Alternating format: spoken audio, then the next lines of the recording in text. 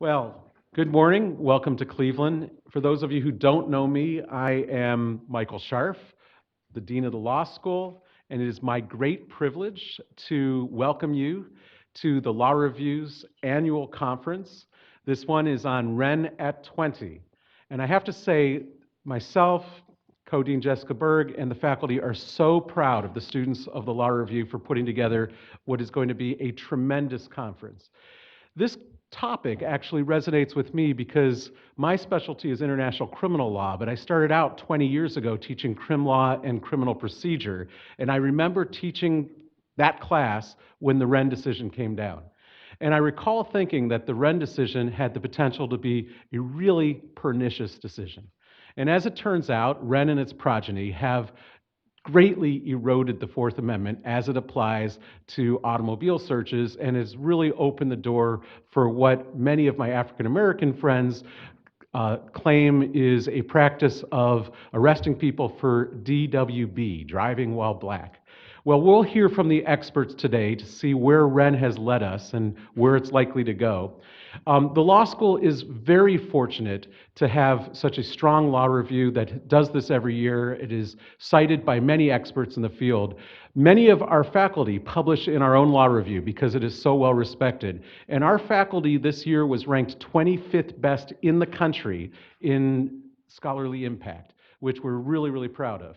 One of our amazing faculty is going to kick things off today. It's Professor Lou Katz, who is celebrating his 50th year teaching this year.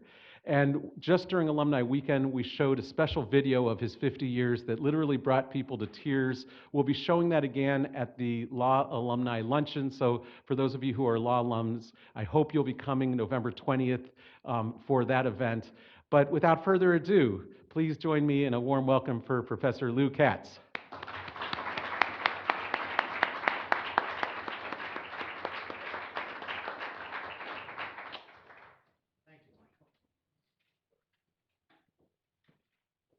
Good morning. I'm not Lou Katz. He's much too old to be able to be here today. So I'm just reading his remarks for him. Let me say at the outset that the introductory speaker should have something uplifting to say. Unfortunately, I don't think there is anything uplifting to say about Whren or race in America today. So with that solemn note, and let me just say, street relations between police and the African American communities have seemingly reached new levels of conflict, or else body cams and cell phones are finally disclosing the extent and truth about such interactions. The Cleveland officers who shot and killed Tamir Rice claimed they had ordered him 3 times to drop the realistic toy gun he was playing with. Whatever happens in that case, the one thing we do know is they couldn't possibly have ordered him 3 times to drop the gun. The existence of the tape totally discredits their claim. Without the video, though, the media and white America would have summarily accepted the Cleveland officer's account. Similarly, the University of Cincinnati police officer who was charged with the murder of Samuel DuBose originally claimed that he was being dragged by DuBose's car and had to shoot to save his life. The officer's false claim was corroborated by 2 other officers on the same force. Scarily, jurors, or 1 juror, for that's all it takes, might choose to disbelieve what they see and vote to acquit the University of Cincinnati police officer. These videos tragically corroborate Ta-Nehisi Coates' claim that America and, quote, so-called white bodies, unquote, always has and continues to enslave, segregate, imprison, break, and kill black bodies. I told you I had nothing uplifting to say. At the same time, every day we hear spokespersons for the law enforcement industry, and that's what it is, appear on cable television and attribute the rise of murders in cities like Baltimore and Chicago, and sadly Cleveland, to the abandonment of the so-called broken windows policy. The broken windows policy they want reinstated is law enforcement without the Fourth Amendment. It is law enforcement based upon racial profiling. It is law enforcement that gives the police license to violate the law. Some of those self-proclaimed spokespersons are blaming recent police killings on the Black Lives Matter movement. Their outrage with Black Lives Matter and its putative substitute, All Lives Matter, operates from a false premise. Implicit in Black Lives Matter is two, T-O-O. Unlike the Black Lives Matter movement, which followed on police killings in Missouri, New York, South Carolina, and here, none of the police apologists were arguing that all lives matter, meaning all lives, including African American young men. Instead, police union representatives, and tragically our city is classic here, appear on television immediately claiming that the killings of black young men are justified. Those claims often are made so quickly that they are uttered before the facts are known. Let's face it, there will be no change in America until we really mean that all lives matter. It's appropriate that this symposium acknowledges that the Supreme Court term, and I always worry about the Constitution when the Supreme Court convenes, that the Supreme Court term that began earlier this month marks the 20th anniversary of the court's decision in Whren. My choice of the word acknowledge is a neutral term. It's not intended to signify concurrence or celebration.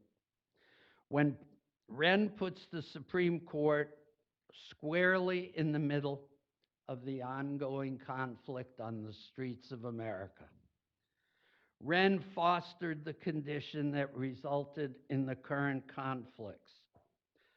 Whren fosters racial profiling. Nor has it been unusual in our history for the Supreme Court to stand at the forefront of racial injustice. For those of my generation, we think of the short history when the Supreme Court was promoting racial justice, but that was a short history from 1954 to 1965. From Brown versus Board of Education to Mapp versus Ohio to Gideon versus Wainwright, and finally to Baker versus Carr. Otherwise, the United States Supreme Court has promoted or facilitated injustice against African Americans throughout our tragic history. We don't have to go back to Dred Scott in 1857, almost universally thought to be the worst case in the court's history, to find the Supreme Court on the side of injustice against blacks. During Reconstruction, the Supreme Court limited the reach of the 14th Amendment. The court helped Rutherford B. Hayes strike the blow that ended Reconstruction. In United States versus Harris, the Supreme Court invalidated the Ku Klux Klan Act. Congress's attempt to fight white terrorism rampant then in the former Confederate States. Despite the conspiratorial links between those terrorists and Southern law enforcement and elected officials to discourage blacks in the South from participating in public life by running for office and voting, the court held that it was never supposed, the court was blind to those connections between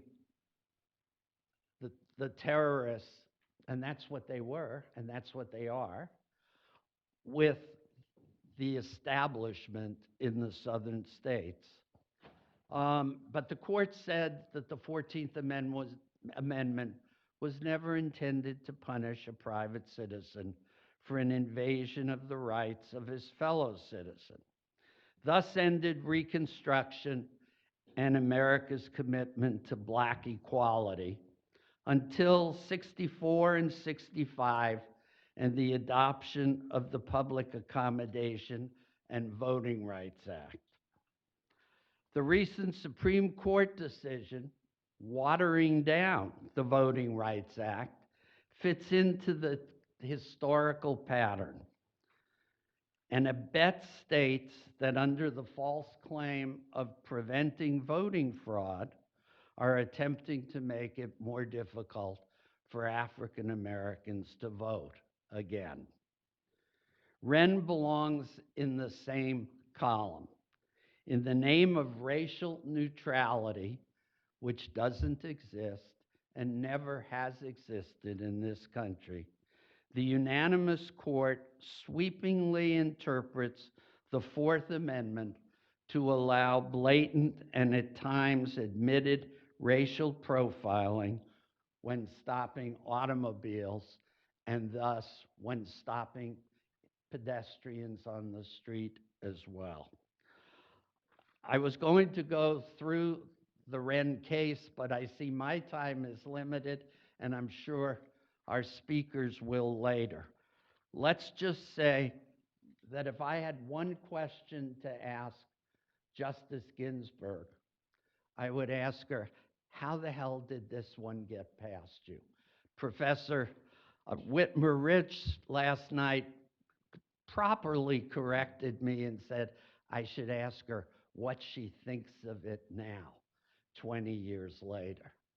Whren has set the stage for the sorry conditions that we have today with regard to racial profiling. We can only hope, and my time is up, we can only hope that someday a president of the United States will be so committed as to appoint Supreme Court justices who are committed to overruling Whren. And we can only hope that she will have 60 senators to approve her appointments to the court to do so. We have a remarkable panel here today. I am so pleased to welcome every single one of you. It is with due respect to the entire panel, I am particularly honored that David Harris has accepted our invitation to be here. He, along with distinguished professors from all over the country, people who are involved in this enterprise, and with practitioners who fight this battle daily, are going to enlighten us, depress us, and hopefully come up with better solutions than I can at this point. So at this point, it is my great honor to introduce our Associate Dean Emeritus, our distinguished colleague, my friend, Jonathan Anton.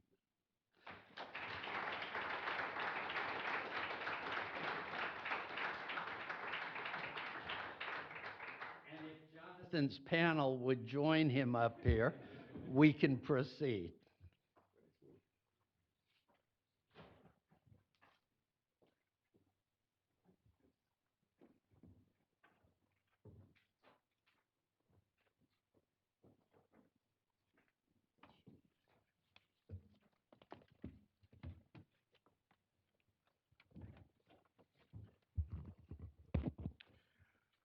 Thank you, Lou. I'm never quite sure how to take it when people refer to my time as associate dean. I think I always viewed it as a way of saying anything that's wrong around here was ultimately at some level my fault. Fortunately, we don't have to resolve that one this morning. I am delighted to be moderating our first session, which is called Traffic Stops and Beyond, Wren's Lasting Relevance to the Administration of Justice. I'm not going to give you detailed biographical sketches of our speakers. Those are available to you in the program.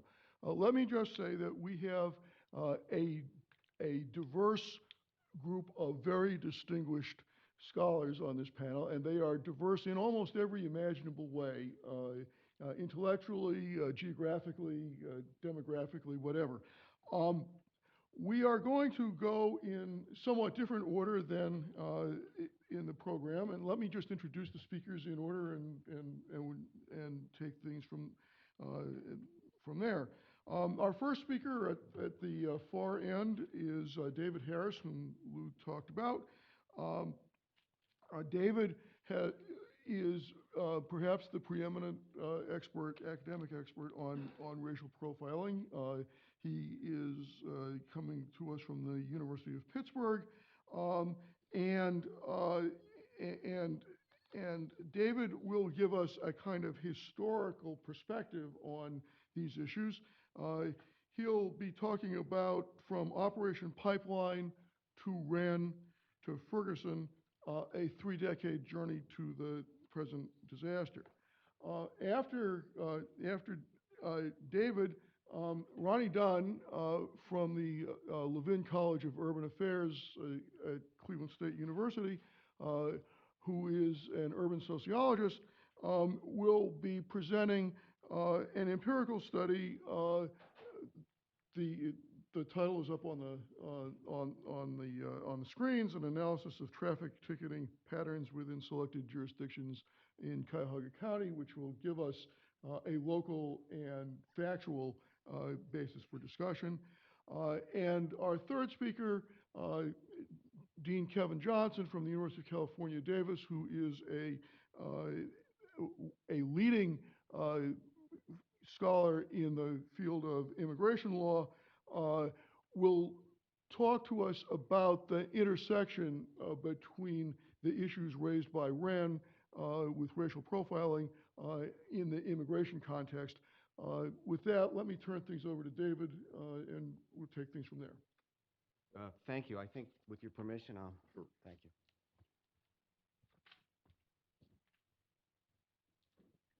Well, good morning. Good morning. With thanks to Lou Katz, especially for the kind remarks, thanks to the whole faculty here, to the Law Review, to Ellen, and everybody who's involved for setting up this wonderful conference. I can't imagine anywhere I would want to be other than right here, right now. So thank you. I want to carry forward some of Lou's remarks and try to connect this case, Whren, to a number of other things. I think you can't fully understand Whren without knowing that it is really part of two intertwined strands of social and legal movement over the last, as I thought about this, not just the last 30 years, but 40 years.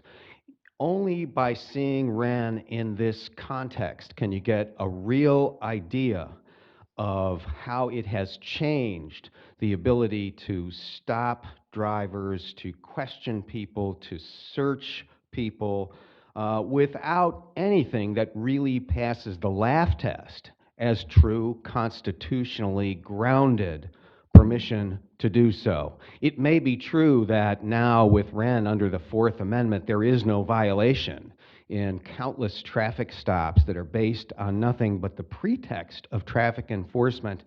But we all know that that is just a facade. And what you see when you look at the case in this light, you see that there has been a transformation of the most basic common interactions between Americans and police officers because of these two strands, which are the war on drugs and the Supreme Court's service of that war.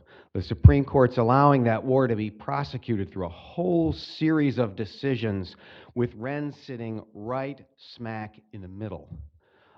That's the way that I think you can really understand what Whren is and the damage, frankly, that it has done and how it's got us from the beginning to where we are right now. So, back into history a little bit. 1971, June, President Nixon declares the war on drugs. He calls drugs public enemy number one. He asks for $155 million to fight the, quote, drug war.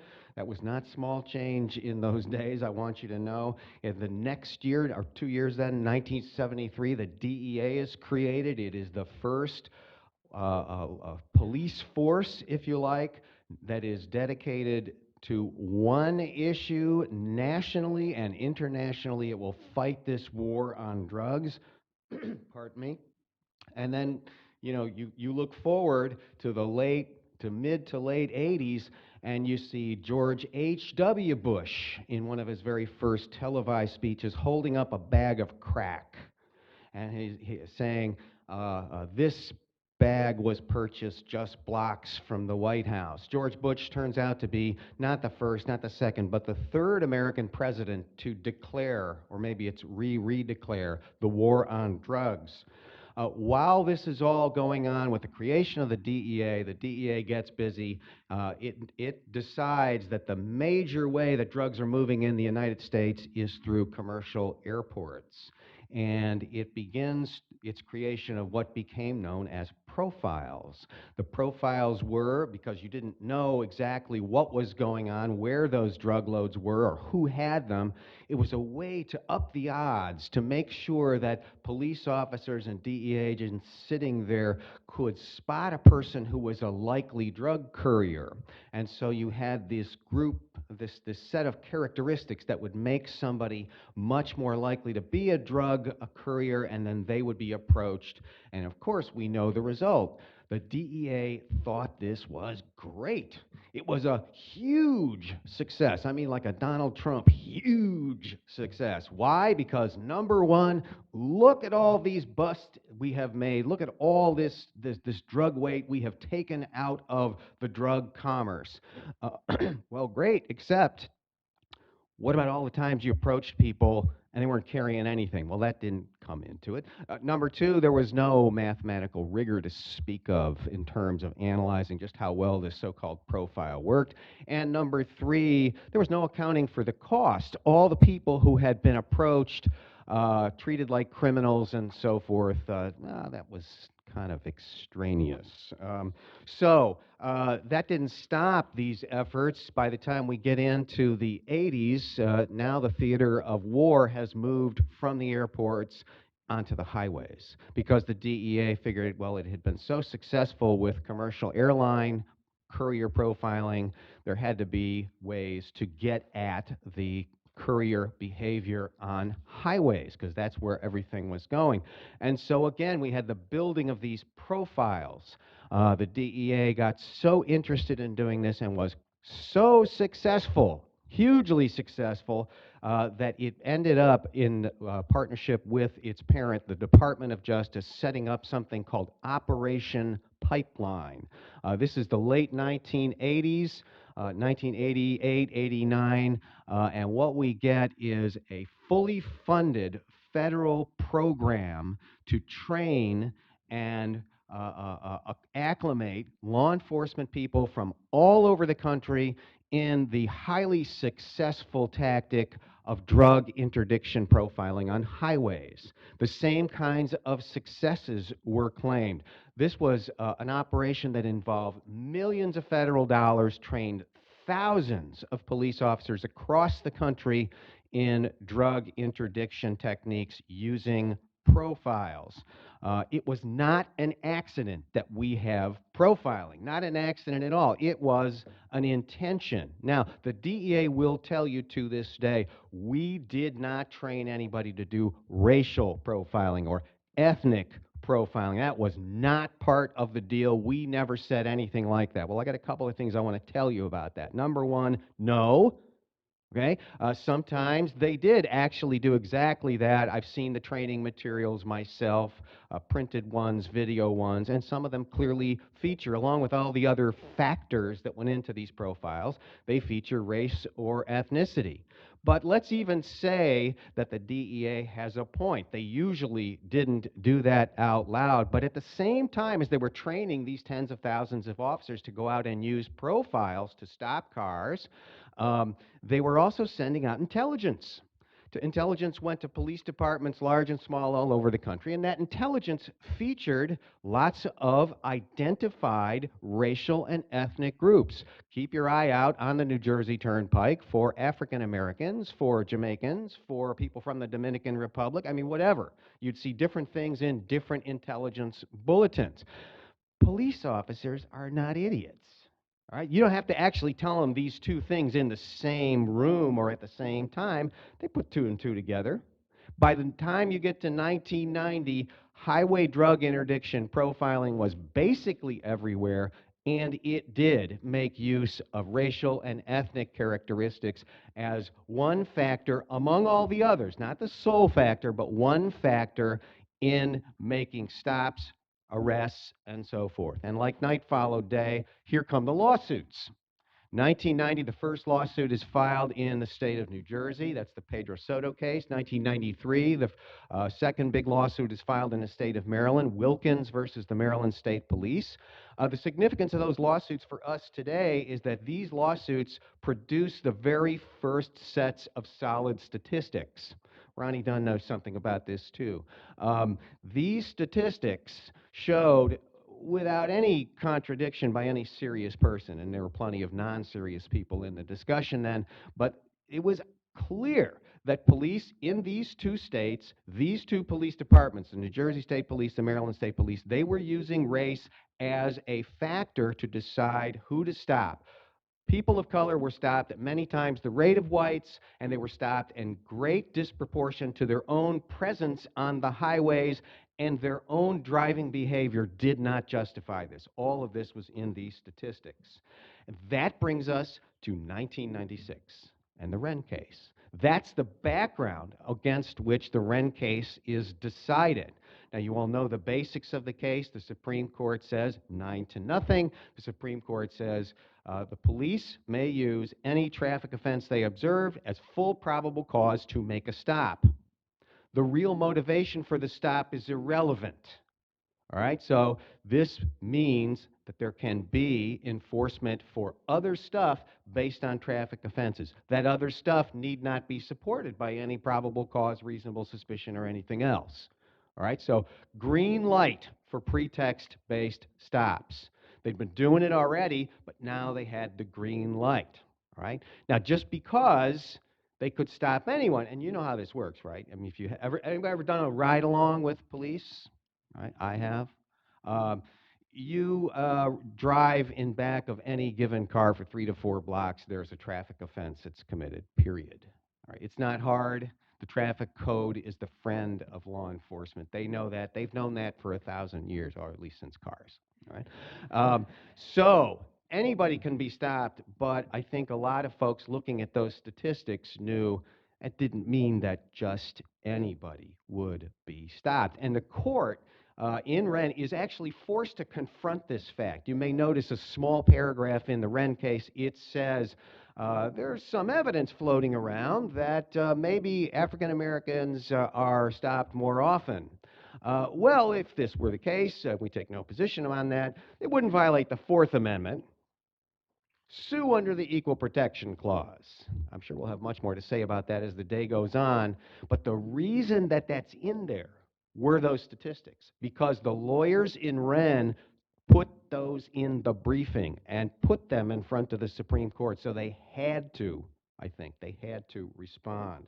So, where does that put us? You cannot understand how important it was, what an important decision Whren was without actually looking backwards. So we've had the historical, the sociological, the political actions. What about the legal ones? Whren sits 20 years after some of the most important cases that enable highway profiling.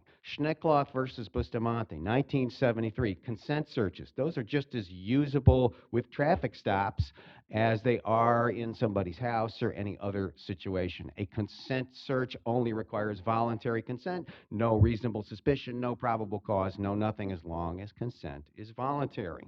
1983, the Place case, Place, dog sniffs, not a search. So if you can get that dog to the car, you can have the dog walk around it. If the dog goes sniff, sniff, scratch, scratch, woof, woof, probable cause.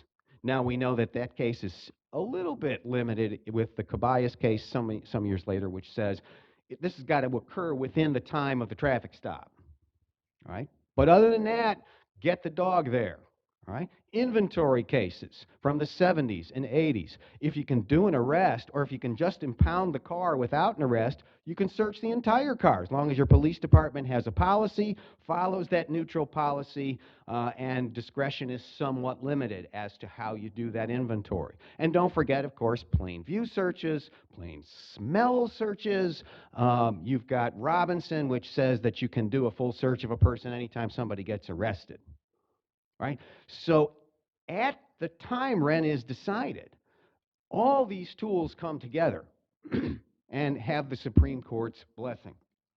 And then, the very next year, Maryland versus Wilson. That case says that the police can get somebody out of a car, a passenger that is, with no reasonable suspicion, probable cause, or anything when there is a traffic stop.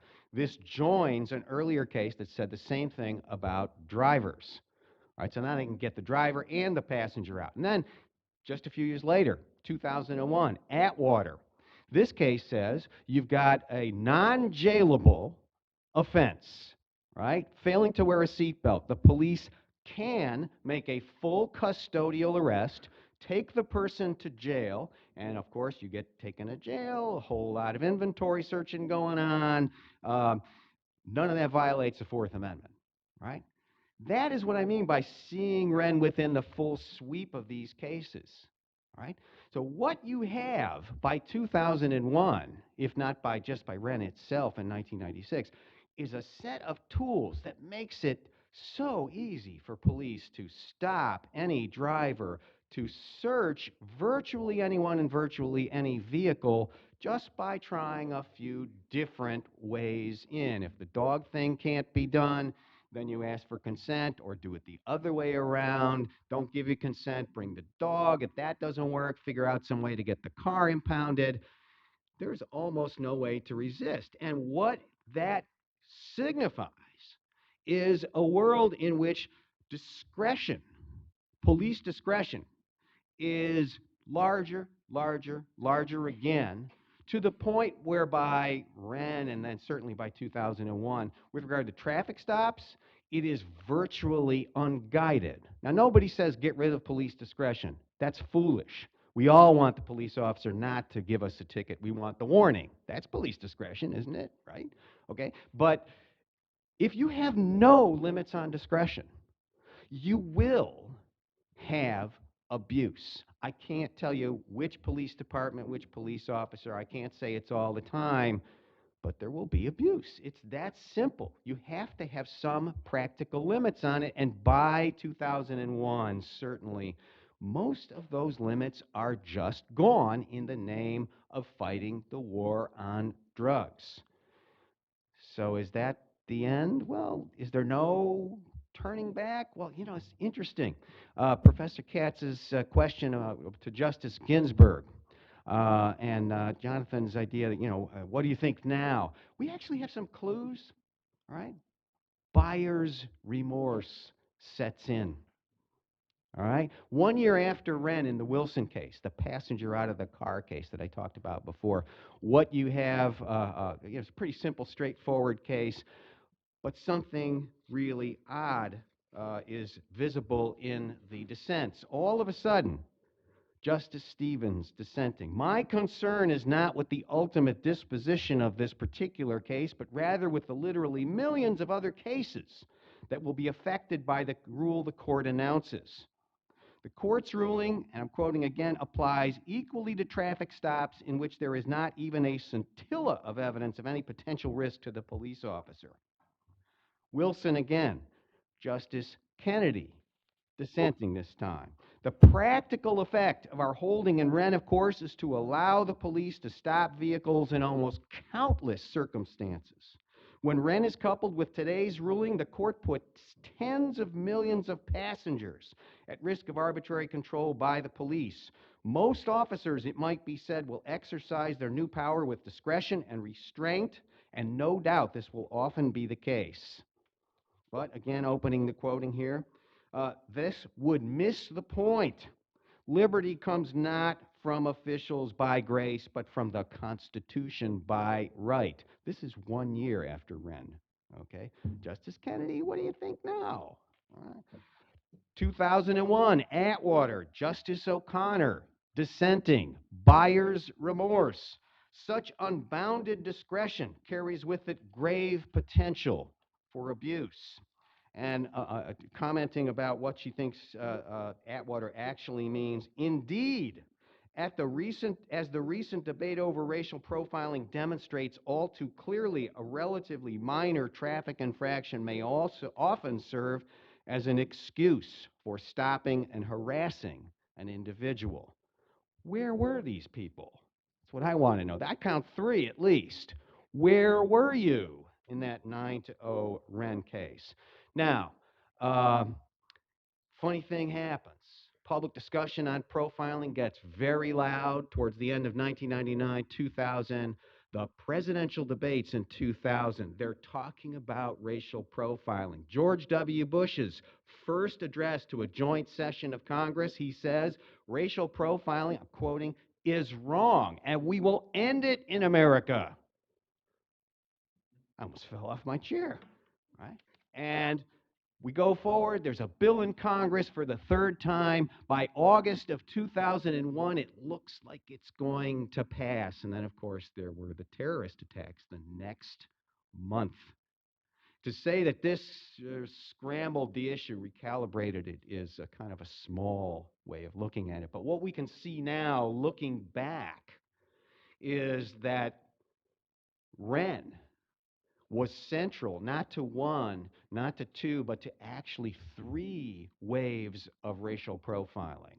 All right, number 1 was, of course, anti-drug, highway drug courier profiling, and then came anti-terrorism profiling after 2001, and then 2005, 2006, all of a sudden, anti-immigration people are repackaging their issues as national security issues, featuring ethnic profiling. We got to do it.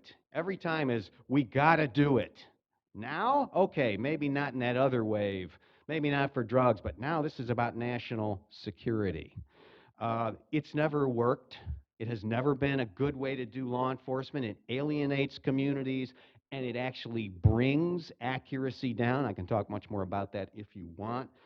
The point is, you roll this together with things like the open-ended reasonableness standard for the use of force. You roll it together with broken windows policing. You put it together with intense use of stop, question, and frisk, as in New York, as in Philadelphia, and so many other places. And that's why we are where we are today. Police discretion has opened up to the point where it is virtually unbounded, to use Justice O'Connor's word.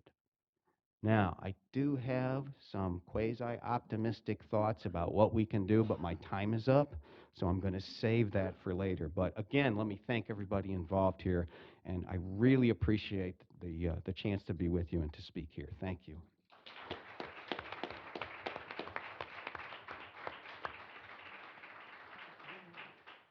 Okay, Professor Dunn.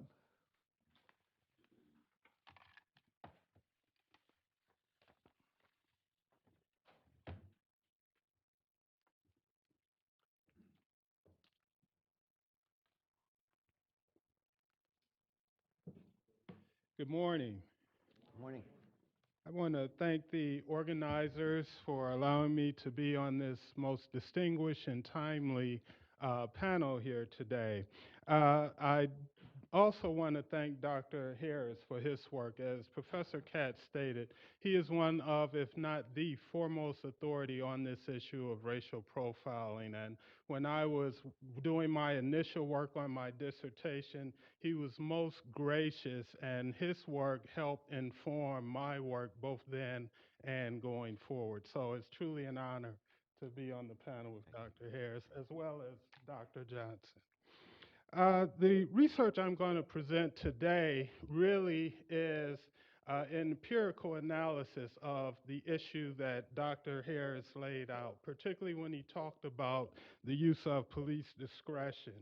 This study was commissioned by former county prosecutor Bill Mason in 2009 as a result of a study or an investigative report conducted by the Cleveland Plain Dealer, which noted significant racial disparities for drug arrests and convictions within the county's criminal justice system. Well, Bill Mason commissioned myself and colleagues in the College of in the sociology department there at CSU to examine the use of police discretion within the county. So I chose to replicate my research analyzing traffic ticketing data to examine the use of police discretion. Now, my colleagues, they followed a tradition in sociology and conducted police ride-alongs.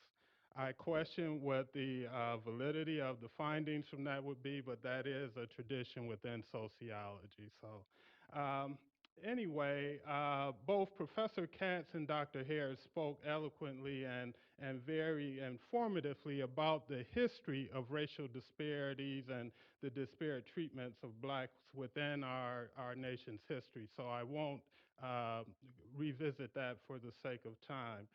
The study, first of all, I used a sample of 3 or 4 cities within Cuyahoga County to examine traffic ticketing patterns and the use of police discretion. Now, the 4 cities selected or that agreed to participate, should I say, were Cleveland, Shaker, Brook Park, and Westlake. Those cities were selected based on the racial and socioeconomic composition of those cities, with Cleveland and Shaker representing cities with considerable racial diversity, but at different ends of the socioeconomic scale or spectrum, and with Shaker being a more affluent community, and then Westlake and Brook Park, with Westlake being more affluent and Brook Park being a more middle-income city, but the only one most comparable to Cleveland in that regard. And both of these are racially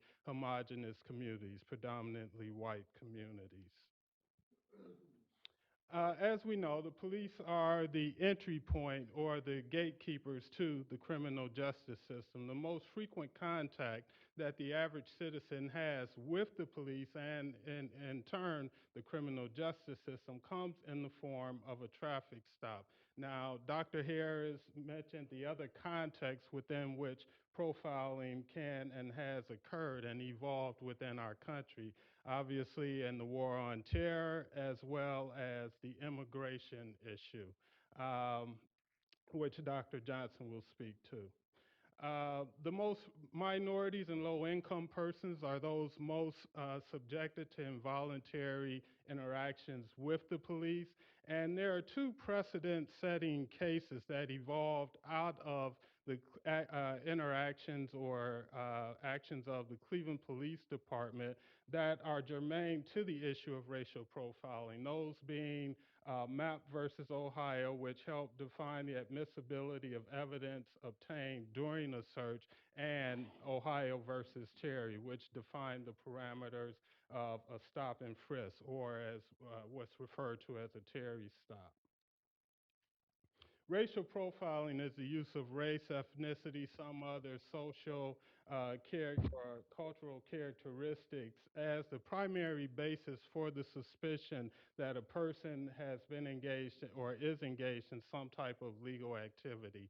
As Dr. Harris stated, the term DWB was coined by blacks to represent this practice of police disproportionately stopping them for what they argue is nothing more than the color of their skin. Now, DWB, driving while black or brown.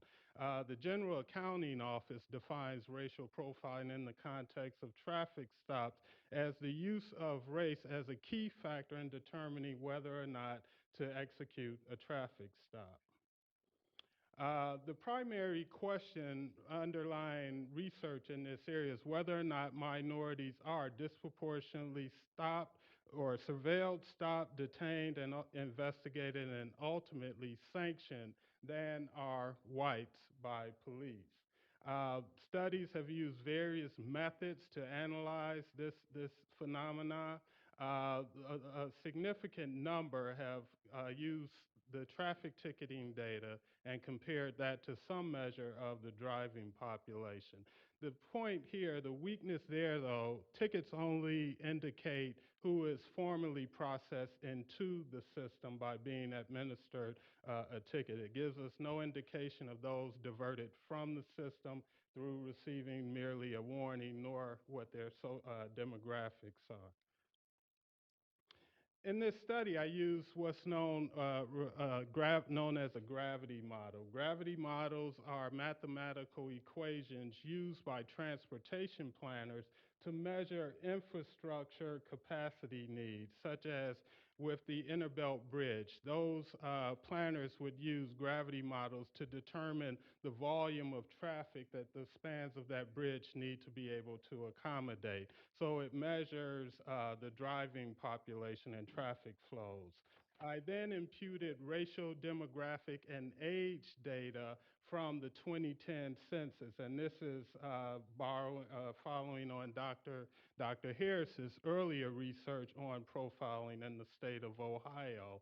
I modified his measure of the driving population by increasing it by 10 years, with 15 being the youngest that a person in the state of Ohio can drive with a driver's permit, and 85 being the age at which a significant decline of persons on the roads are noted. And I then took the percentage of drivers from each of the contributing outlying areas that contributes to each jurisdiction's driving population, weighted it and relative to the percentage of the driving population that they represented for each city. Here is a gravity model. I know it's kind of bleeding out there. You probably can't see it, but here's the data. For Cleveland, the driving population is 3.2 million motorists per 24 hours, of which 54% are white, 37% 54% of the driving population are white, 55%, I'm sorry, 38% African American, 6.9% other minorities. In Brook Park, whites represented 78% of the driving population, blacks were 16%, other minorities 5%.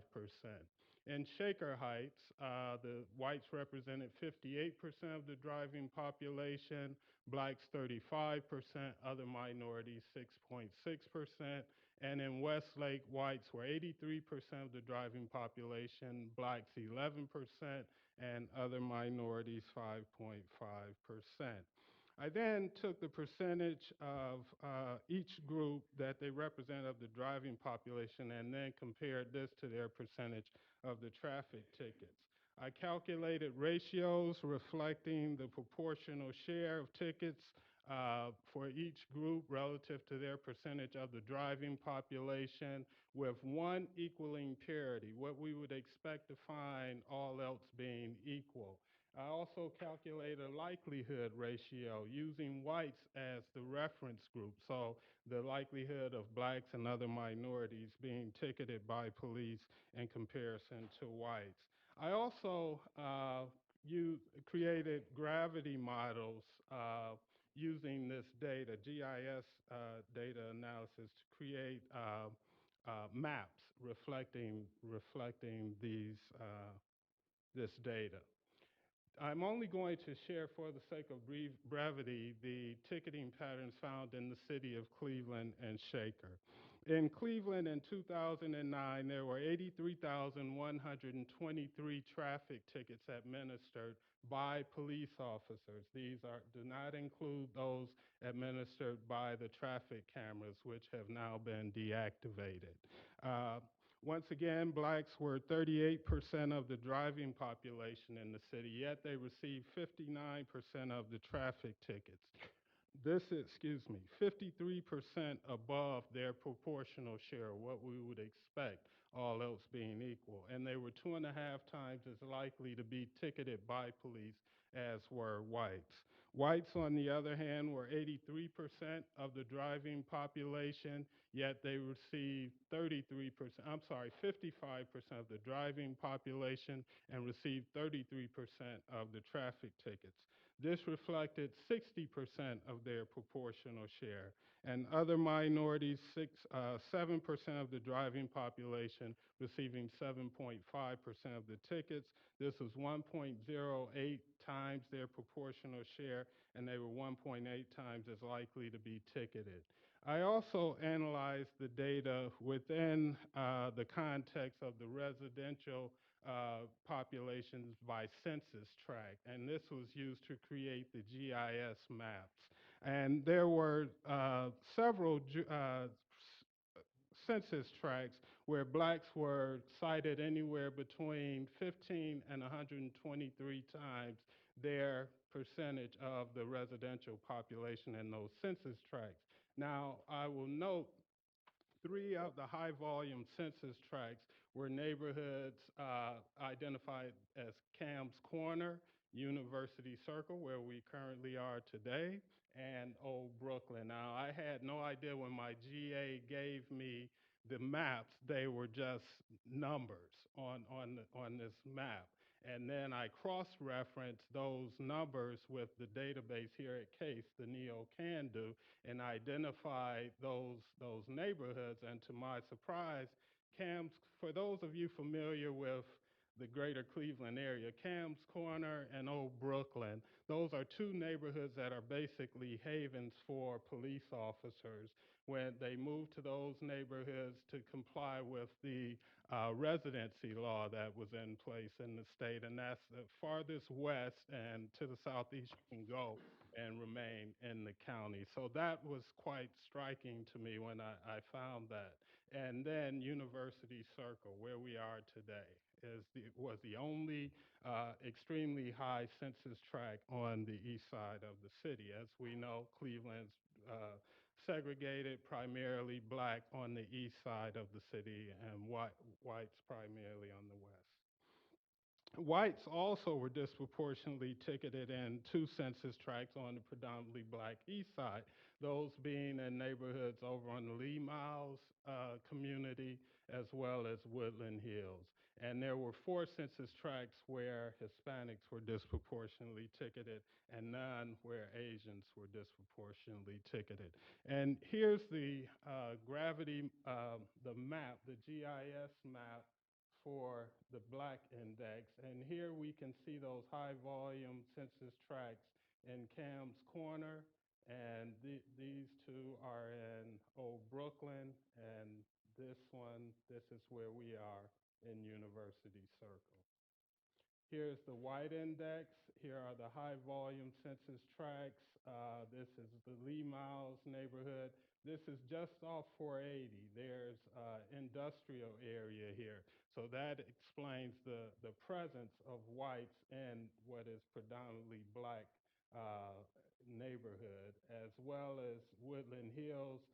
This is along Wood Hill, which is a thoroughfare leading from Shaker Heights to the downtown area. So that most likely explains the presence of white motorists using in that area.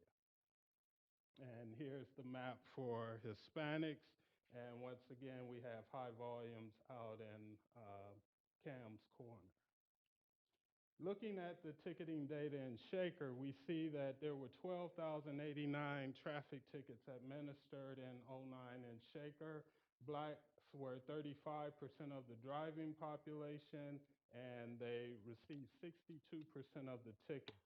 This is 76% above their proportional share, and they were 2.86 times as likely to be ticketed by police as were whites.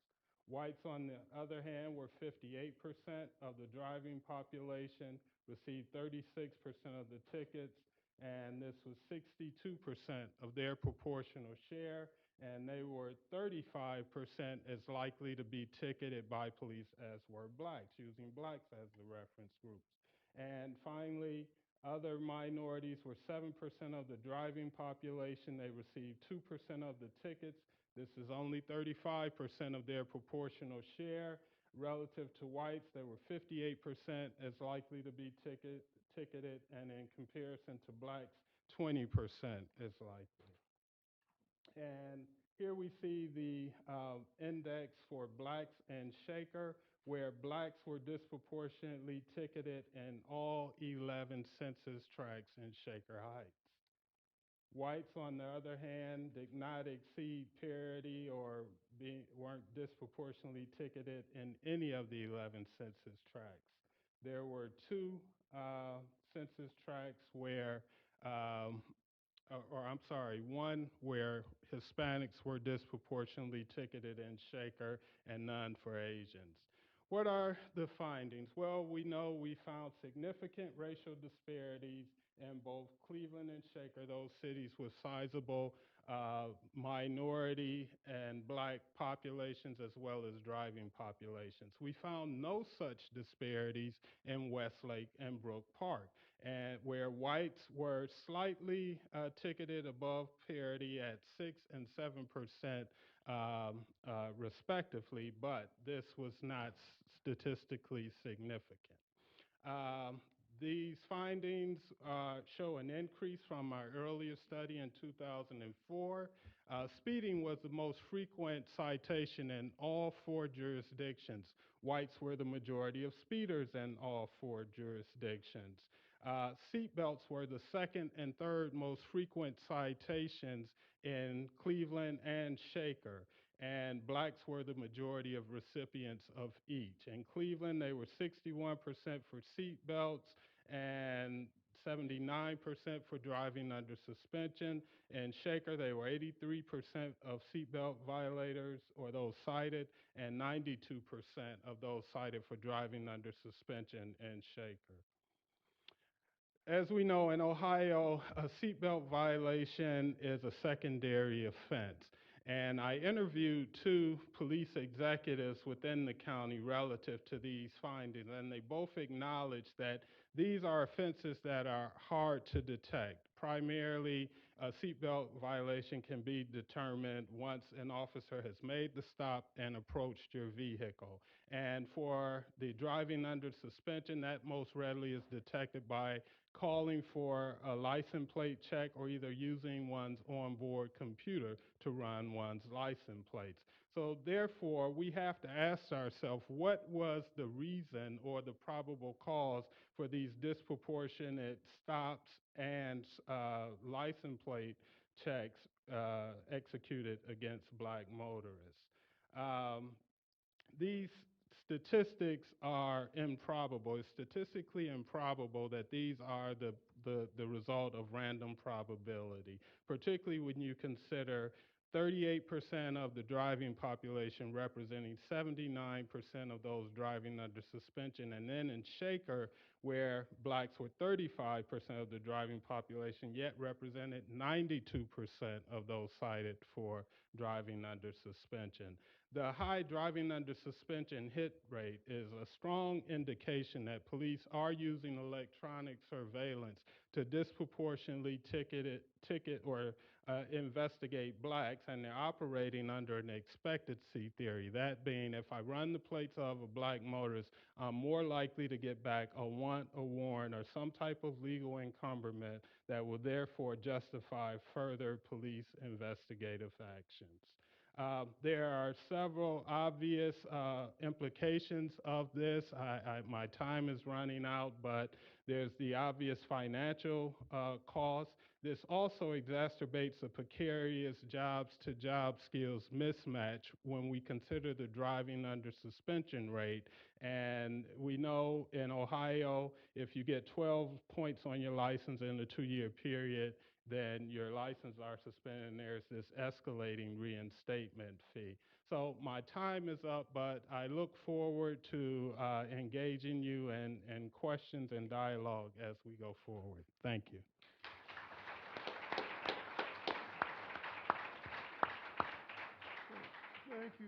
Thank you, Professor Dunn. And now Dean Johnson.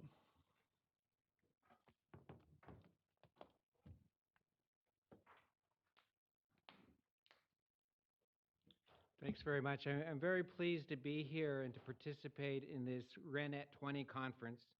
I want to thank the student editors of the Case Western Law Review and Associate Dean Jesse Hill for inviting me to participate. And I'd be remiss if I didn't do, as deans are supposed to do, thank the co-deans, Michael Scharf and Jessica Berg, for their contribution, because I'm sure they contributed financially, if not otherwise, to this event.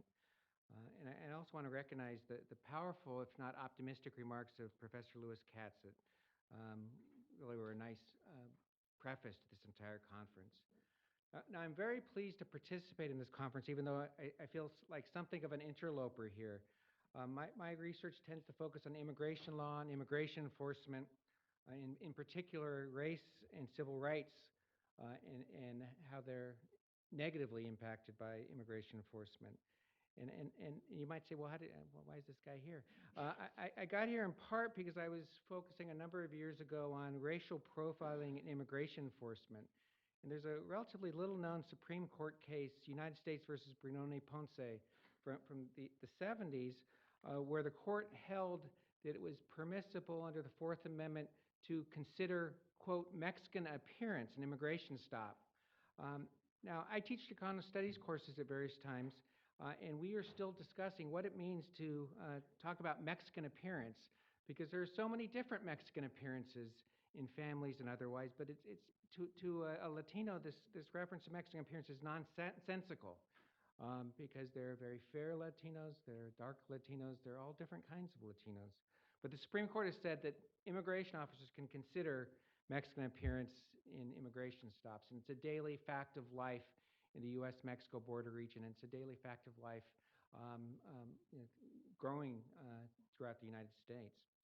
Now, because of that work that I had done on racial profiling immigration enforcement, I had the good fortune of being asked to look at the Whren case for a book by one of the presenters later today, Professor Carabato and Rachel Moran, and looked at the case, the facts of Whren versus United States. And I won't rehearse those facts here, although I found it fascinating how much wasn't in the Supreme Court opinion, like the fact that you had some officers who had reputations for being dirty, one who was later indicted for perjury, and also one who was indicted for criminal problems a year after he was giving a departmental award. The opinion doesn't talk so much that these were vice officers who just happened to pull over Whren and James Brown for a run-of-the-mill traffic violation. And my experience is vice officers don't really care about compliance with traffic laws, but there's obviously something else going on here.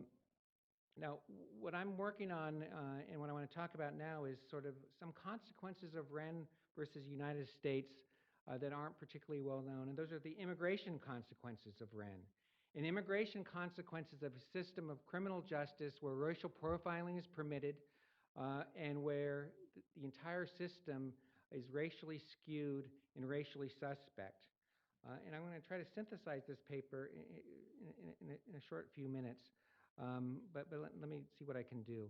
I mean, obviously, and we all know, we can read the newspapers, that African Americans have been abused fatally in many circumstances by local police officers and cities throughout the country, including, unfortunately, in Cleveland. Perhaps less well known is the use of deadly force against Latinos in the United States, which actually there's a recent case in Pasco, Washington, involving somebody who was a Latino who was killed by local law enforcement. And Cruz Reynoso, one of my colleagues at UC Davis, has spent some time investigating the killing of a farm worker by local police in a small town near where we live, Woodland, California. And immigrants of color haven't been immune from this kind of treatment. In 1999, Amadou Diallo was killed in a hail of bullets in New York City.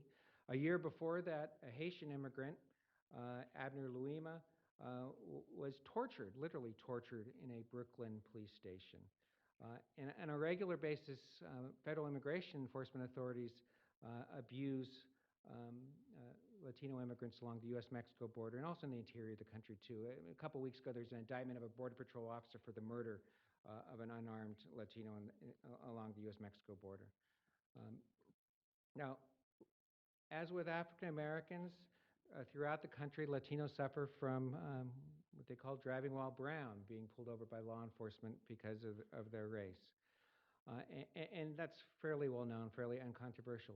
The issue that I try to bring out in this paper is that in recent years, immigration law has focused primarily on removing criminal aliens from the United States. Federal immigration law has focused through a variety of programs, including one is known as Secure Communities, in ensuring that local police authorities report to federal immigration authorities anybody who's arrested. And this pipeline from the criminal justice system to the immigration system has led to an incredible increase in the number of people removed from the United States. This president, President Obama, has deported more non-citizens than any president in United States history, about 400,000 a year. And through a program called Secure Communities, he's been able to escalate those numbers and based on arrests for violation of the criminal laws. Well, what does that mean?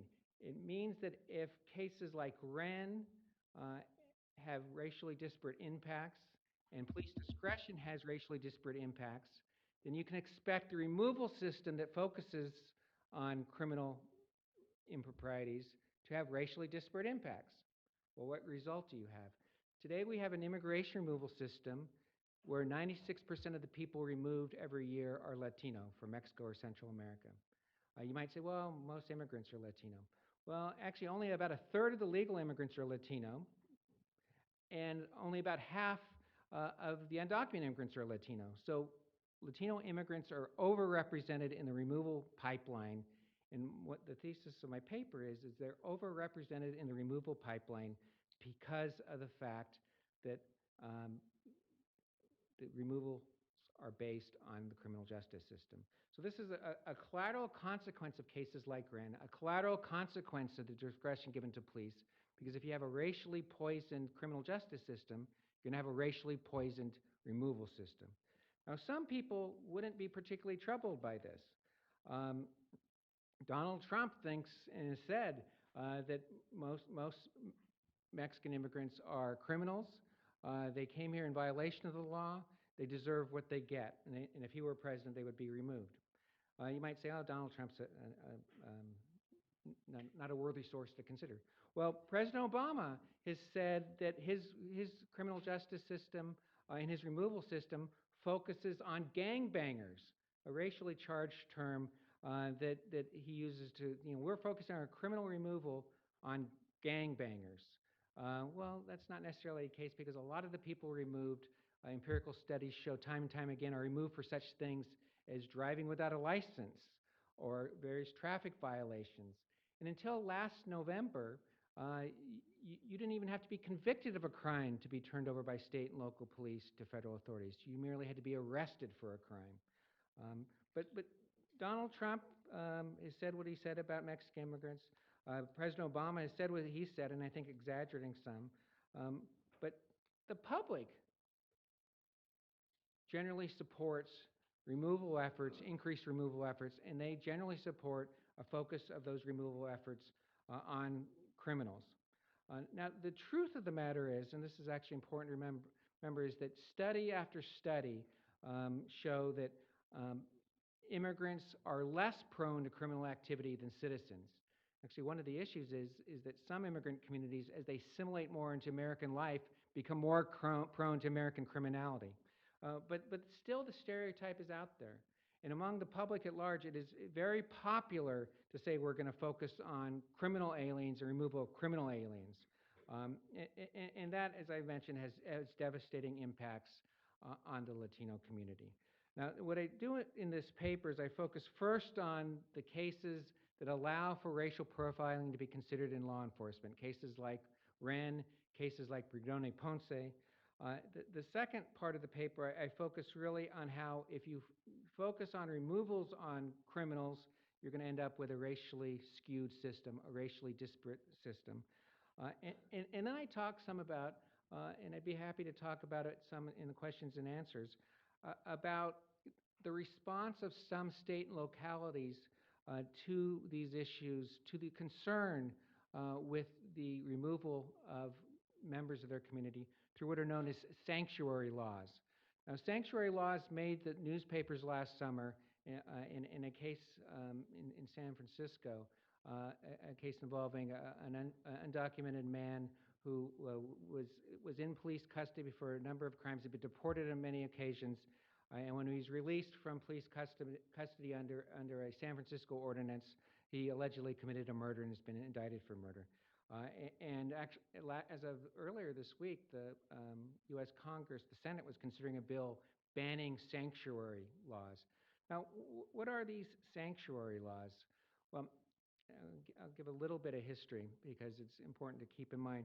In the 1980s, there were civil wars in Central America with many refugees coming to the United States.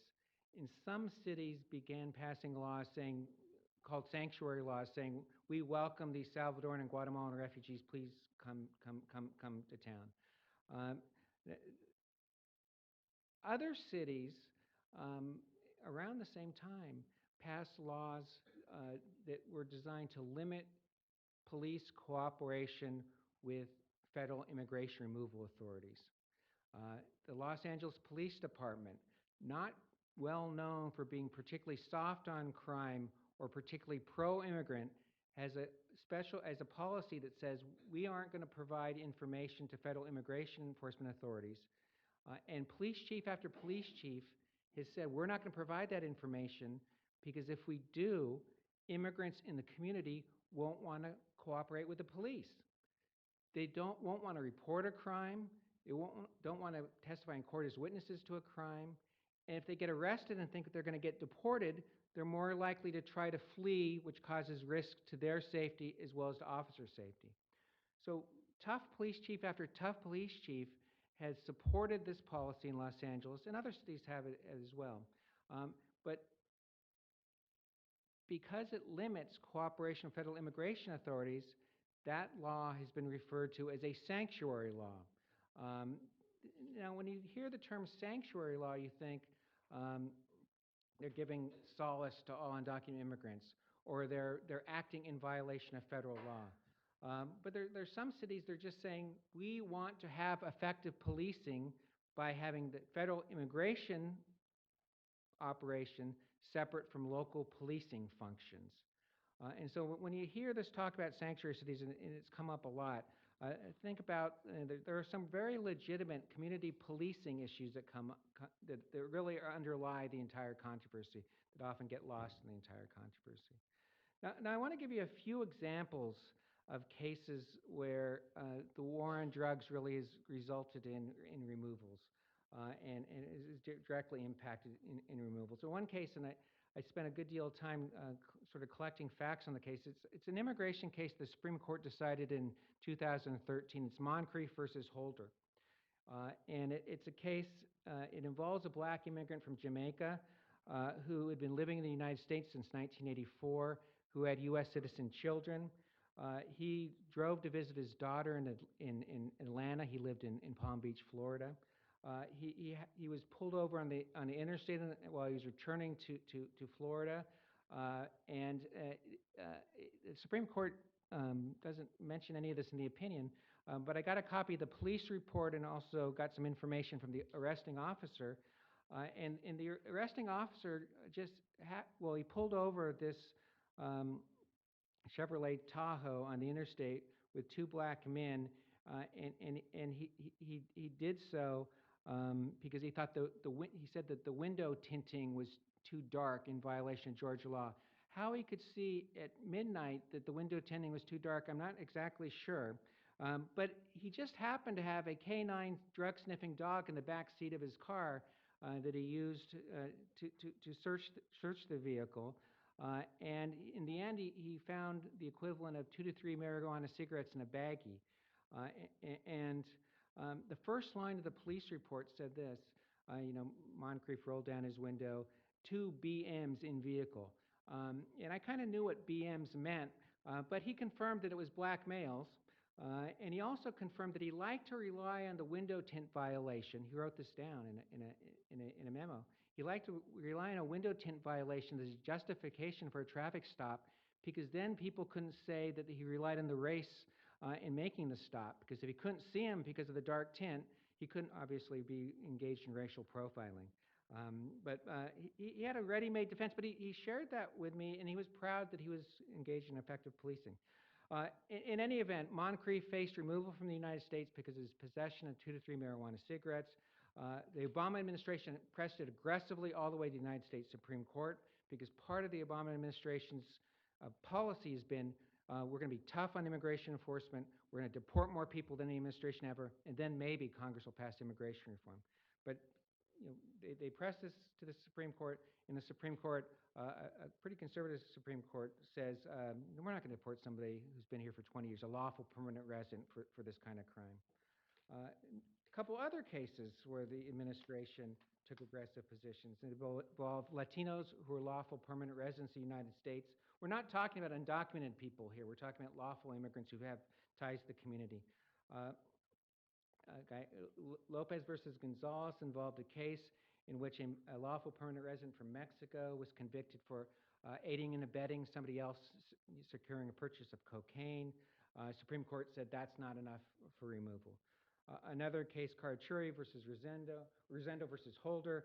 The administration sought to deport somebody for possessing a single tablet of Xanax in violation of the law. Supreme Court rejects this. So we get a Supreme Court again and again rejecting efforts to remove lawful permanent residents for the country for really small-time drug convictions. In drug convictions that sound to me they're part of the over-aggressive enforcement of the war on drugs, and it just happens to be that they all involve Latinos. Another case, the most recent case, Malouli versus Lynch. Interesting case. Malouli's from Tunisia. He gets pulled over for drunk driving. He's a lawful permanent resident. He is in jail. He puts 4 tablets of Adderall in his sock. I don't know why you want to have Adderall in jail. It seems to me you want to have diminished capacity, not enhanced capacity. But he had Adderall in his sock, and he pleads to possession of drug paraphernalia under Kansas law. What was the drug paraphernalia? It was the sock that was used to conceal the drugs. And the administration tries to deport Malouli for his sock possession. The Obama administration aggressively takes this all the way to the Supreme Court. And as I said, a conservative Supreme Court says, we're not going to deport Malouli for drug paraphernalia possession. There's a lot of technicalities here, but I think you get the gist that the Supreme Court thinks that the administration has just run amok. And it all stems from state criminal convictions that lead into the immigration removal system. So I guess I'd conclude by saying that, Whren is part and parcel, perhaps the cornerstone of a corrupt and racially suspect criminal justice system in the United States. And one of the collateral consequences of that corrupt justice system is in the removal, in the immigration context. If you focus removal energies and resources on removing criminal aliens, you're going to end up with the kind of racially disparate removal numbers that you have today.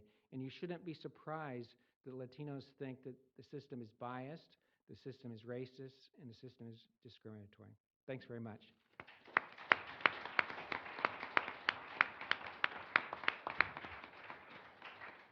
Thank you, Dean Johnson. We have some time for questions. Couple of things about this. First of all, please make sure that your questions really are questions. And second, do we have mics? Okay, we are being webcast, and so in order to make it possible for the folks who are watching the webcast, could you please wait until the mic gets to you so that you can be heard? First question?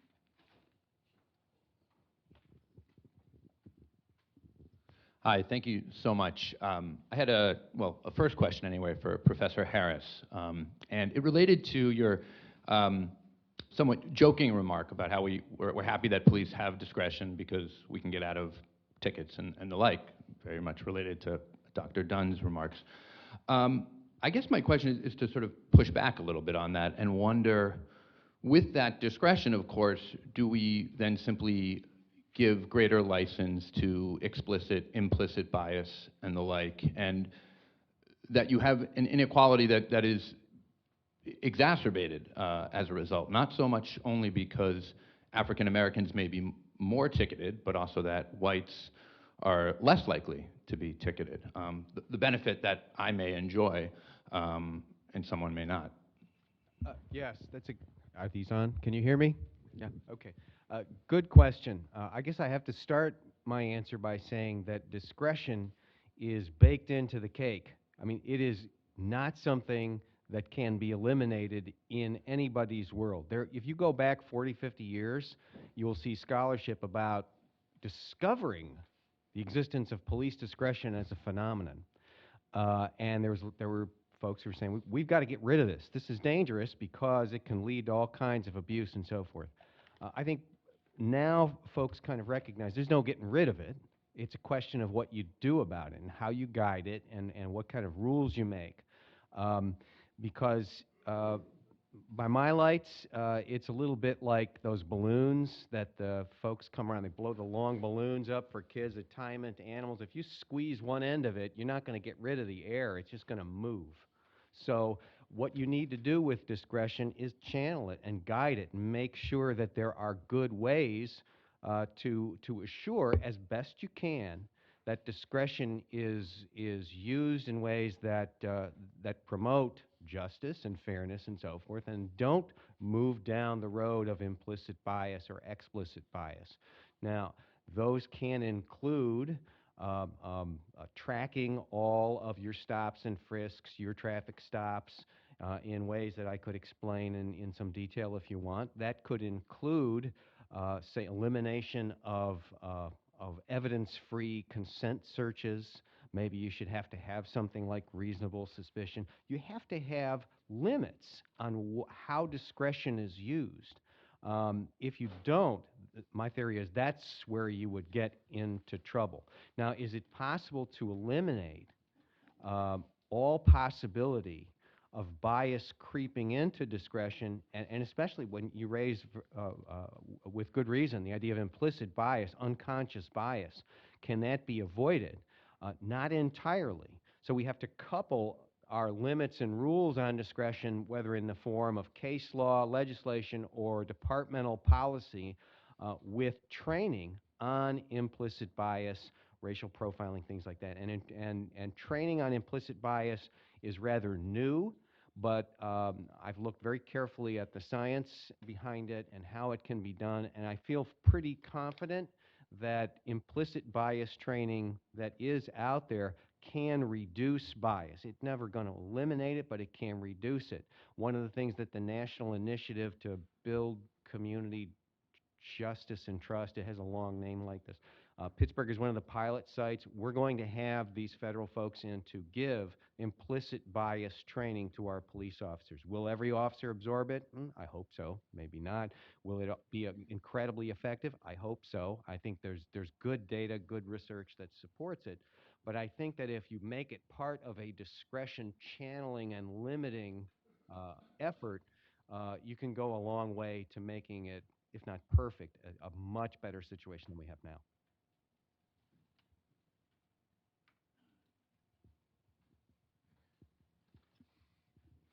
Thank you very much. It's been absolutely excellent. This question is for Professor Harris. In your historical rendition, it probably was you just ran out of time for this, but I was very curious about leaving Clinton out of the story.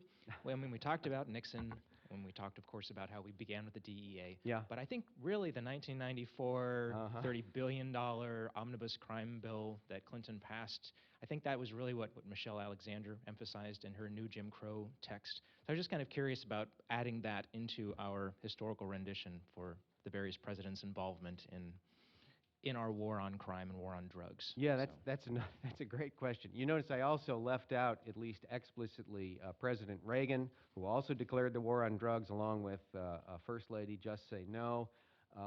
But Clinton, yes, despite the fact that he might have been best known for I Didn't Inhale, was certainly part of the war on drugs with his 1994 legislation.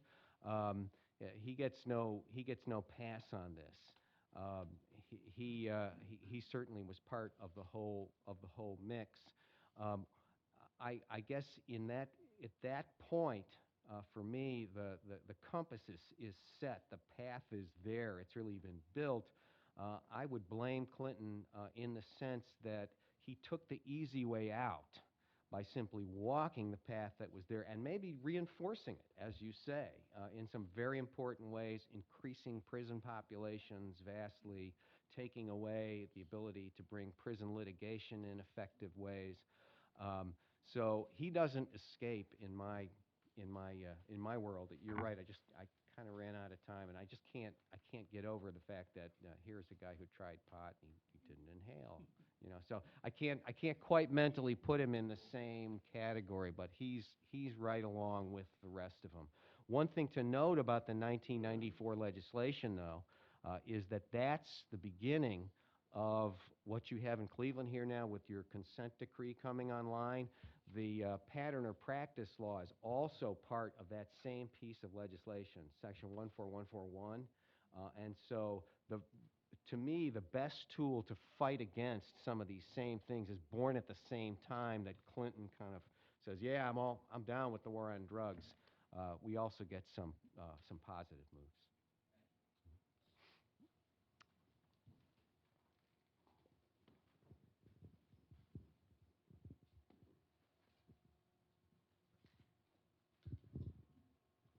Yes, two quick questions, one for Mr. Harris, one for Mr. Dunn.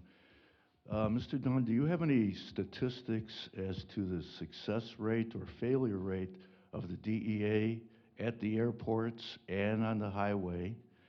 And Mr. Dunn, could you tell us what if you did this study, the racial composition of the police force in those 4 cities that you mentioned? Well, to your first question, no, I have not examined data relative to DEA and customs at airports. I think Dr. Harris might have addressed some of that in his research. And regarding the racial composition of the police departments, while I didn't focus on that, they are overwhelmingly white, majority police departments in all 4, yes. The question of the DEA statistics is a great one because when you announce your huge success, you would expect to be able to back it up. Well, one of the things that makes that success huge is no data. Right? You can make that kind of a claim just because you said so. And here's a table laden with bags of cocaine and money and weapons and who knows what else. So no, there's no DEA data. Customs Service, there was data in the late 90s, something like that. a racial profiling scandal, if I could call it that, sort of broke out with the Customs Service at major airports. It turned out that they had in their sights not just racial profiling, but gender profiling as well. They were stopping black women in airports, especially Newark, but lots of other airports, O'Hare, because their theory was that black women were the ones who were smuggling in narcotics from various source countries because, you know, they had that little extra hiding place. And this is them speaking, not me. And so some of the searching that went on, now you all know international airports are basically international borders. So when the Customs Service, that's the legacy agency, when they would get a hold of somebody at an international airport, they just tell you to come into the little room and, I mean, here are your Fourth Amendment rights right here, okay? If you can't see me on the webcast, I'm holding up a 0. And they were doing these incredibly intrusive, humiliating searches of black women, and they had the data to show what they thought was their success. Why did they have data? They had no fear of the law. None at all. All of the data, I'll show you my book, which I'm toting along with me. It's all in there, and I don't really remember the numbers, but it was an incredibly small rate of success, and their claimed successes simply didn't hold up. Now, an interesting little coda to the story is that when this all broke in the media, there was a brand new commissioner of customs. Since he was brand new, he didn't have to carry the weight for the failures. And so he went to Congress and he said, we're going to get to the bottom of this and we're going to fix it. And sure enough, within 2 years, the data became quite different. This new customs commissioner professionalized the service. He revamped the training entirely to take away the explicit racial, ethnic, and gender training that existed and to base everything on behavior profiling. And so within 2 years, stops at these airports were down by more than a third, and hauls or hits were way up. They went from the 6% range up to 13, 14, 15%, depending on the year, and they were even across demographic groups now, instead of heavily skewed racially and gender-wise. So it was counted, I think rightly, as a real success. Now, it may interest you to know that this new customs commissioner, Ray Kelly, right, later became famous in his second iteration under the as New York Commissioner of Police for going from 100,000 stops and frisks at the end of the Giuliani years to almost 700,000 by 2011. So there's a guy with a very interesting career, let's say. Now, you asked another question? Sorry, that was so long I forgot what your first. No, I asked about the racial composition of. One brief comment about that, if I could. You can find, along with the Police Public Contact Survey that the Justice Department, or Bureau of Justice Statistics does every few years, they do something called the Police Public Contact Survey, and for several cycles, they put in a whole bunch of questions about racial profiling, contact with police that amounts to racial profiling. This is a survey of 80, 90,000 people. It's very comprehensive, it's very well done, and the thing that always stood out to me is when they asked people who had been stopped by the police 5, 10, 11, 12 times, what was the race of the police officer that you encountered during such and such a stop? It was just as likely to be a white officer, as a black officer, as a brown officer, as any kind. It's a police thing. It's not really about the race of the police officer. That was my conclusion from that data.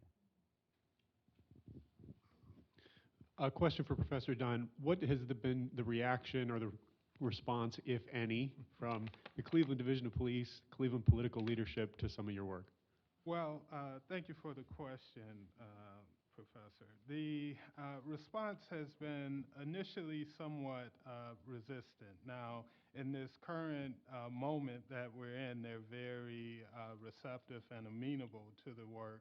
And actually, I presented this same research. Now, this study was commissioned, as I said, by the county prosecutor at the time, and Councilman Conwell, who was the public safety chair, was on the oversight committee for the study, as well as the current county commissioner. I'm sorry, not county commissioner, county prosecutor, Tim McGinty. So the city, as I said, they've been reluctant to address this issue, and obviously I've been calling for racial profiling legislation almost 20 years now, since '04 at least, when I completed my dissertation work. I presented this last week in City Council. They did introduce legislation that I've helped them draft in June before they went on break. And that policy, that legislation, is currently with the newly convened Community Police Commission for their review and input on. So we finally are moving the needle relative to getting legislation in place in the city of Cleveland, which I argue should have been at the forefront of this at the state level, when you consider we have the largest African American and minority population in the state. I'm also on the state collaborative advisory board on police community relations, and this is also an issue that we have put on the table there, and we're looking to address that early in the new year. Thank you, gentlemen. My question is also for Professor Dunn. Has anyone, to your knowledge, tried to do a study similar to yours on what happens for the years that we had traffic cams? Because they're absolutely neutral. Yes, absolutely. And As the father of teenage drivers, I'm very glad they're gone. are you? Okay. Well, I can imagine from a financial perspective. Well, thank you for that question, though, and very few people probably are aware of what the real impetus for those cameras were, and that was my dissertation research to address just what Dr. Harris was discussing, to kind of confine and the use of discretion. As you stated, those cameras were purely objective in and of themselves. Now, the placement of the cameras, the subjectivity that was introduced through the politicians being able to opt out of where the cameras were placed within their wards, that diminished the objectivity. But I recommended them as a means to address the bias found in my analysis of the ticketing data. So I think that we threw out what could have potentially helped address a lot of these current issues that we're confronted with. The most potentially volatile interaction that a police officer has with the citizen, and dangerous for both perspectives, is a traffic stop. When we look at the incident in Florida that just occurred, and there's just a number of incidents, Cincinnati, the shooting there. So that was a mechanism that could have been protective for both sides, as well as providing some equity into the administration of traffic enforcement.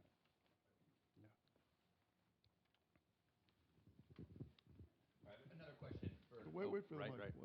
right. For Professor Johnson, but please, Professor Dunn, Professor Harris, welcome to respond as well. I'm wondering, and perhaps we're going to get into this in the next panel, but most students here are certainly familiar. They've learned Iqbal from a civil procedure standpoint, and how pleading standards have been made more restrictive. But part of the key finding of the court there, and in some ways I harbor a less maybe optimistic view of whether some of the justices do have any buyer's remorse as reflected in that opinion, where they essentially say that there could be no real racial animus, at least as pled in these allegations, because it's perfectly sensible to essentially round up anyone who is believed to be an Arab Muslim, the somewhat irony or sad aspect being that Mr. Iqbal, of course, was not an Arab, but a Pakistani. But I guess I'd be curious. The theory is it's all the same. Right, of course. So I guess I'd be curious in terms of how you believe Iqbal has impacted issues facing immigrants in particular, and if that's had any influence on removal issues. And then, of course, please, anyone else, welcome to respond.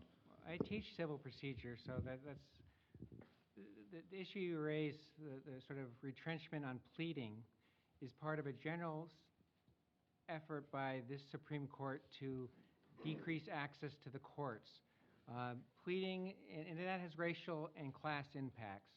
But you see it in pleading, in Iqbal. You see it in class actions in the Walmart case, trying to limit the ability to reform institutions that discriminate systematically through their processes. You see it in summary judgment, which now it's easier to grant summary judgment and get rid of civil rights cases.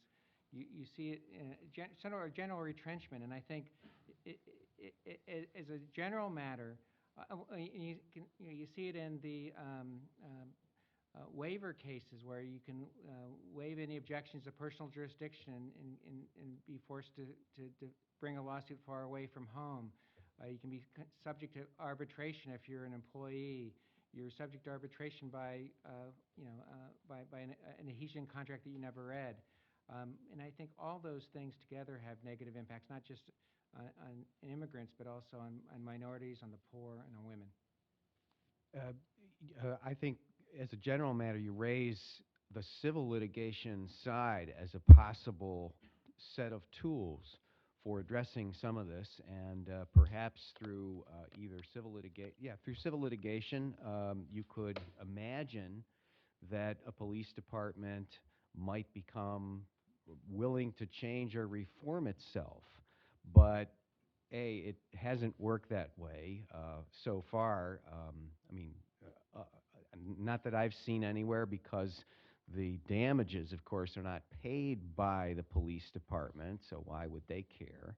But more to the point of Iqbal, there have been a whole series of other decisions which have closed the courts off, made them less welcoming, at least, to cases involving police violence, use of force, and so forth over many years. And these also involve things like attorney's fees and pleading rules and so forth. So to the extent that the civil litigation side under Section 1983 could be a useful tool, the Supreme Court has gone a long way to make it less valuable for that, if it ever was. Qualified immunity, all those things. But before we take another question, just since this is a law review symposium, let me point out that I believe it was volume 59 of our law review had the law review did a symposium on access to the courts under Chief Justice Roberts. I will try to track down the citation for you and get it in one of the later sessions. The question anticipates my presentation. Iqbal and Twombly both have been significantly devastating to the plaintiff's bar in Section 1983 cases. The practice of municipalities or their hired gun insurance lawyers has been to file motions to dismiss as soon as a complaint is filed. And complaints, 1983 police misconduct, deadly force cases have often, not always, but often been dismissed, not even getting to summary judgment. And then once you get past the motion to dismiss on Twombly, et cetera, then you have to deal with summary judgment, which again is a large cliff to get over. I'm in agreement with you. And one example, you may not think is an example at first, of just how hard it is to prevail in some of these lawsuits trying to stop the police from operating the way they operate. One issue is the discriminatory intent requirement that's imposed on establishing an equal protection violation. And there's a case involving this notorious sheriff in Arizona, Joe Arpaio. Recently, an injunction was entered stopping the department from engaging in a pattern and practice of abuse of Latinos in their criminal law and immigration enforcement activities. But the plaintiffs were able to prevail, and they included MALDEF and a number of other groups. They were able to prevail only in cases where express racial epithets were used by officers, and where he was videotaped saying these things. Then training included discriminatory statements that didn't comply with the law at all. And having that kind of evidence, having a Arpaio on tape, isn't always what happens in these cases. It's oftentimes more subtle. But even in that case, it took 5 years to get an injunction. And even in that case, how many days are we now into a contempt hearing against Sheriff Joe because not only is he not following the judge's orders, he's sicked a private detective on the judge. His wife. Yes. Right. I was the state director of the ACLU in Arizona some years ago, and before Sheriff Arpaio, and we used to say that a lot of our work was trying to drag the state kicking and screaming into the 17th century. Now, I'm looking at the clock. We are at the time for ending this session to stay on track. Let me thank our speakers for a terrific introduction to a lot of the issues that we're going to be discussing for the balance of the day. We will reconvene in here at 11 o'clock. Thanks again. Very nice, thank you. Thank you. Thanks, Dave. Great.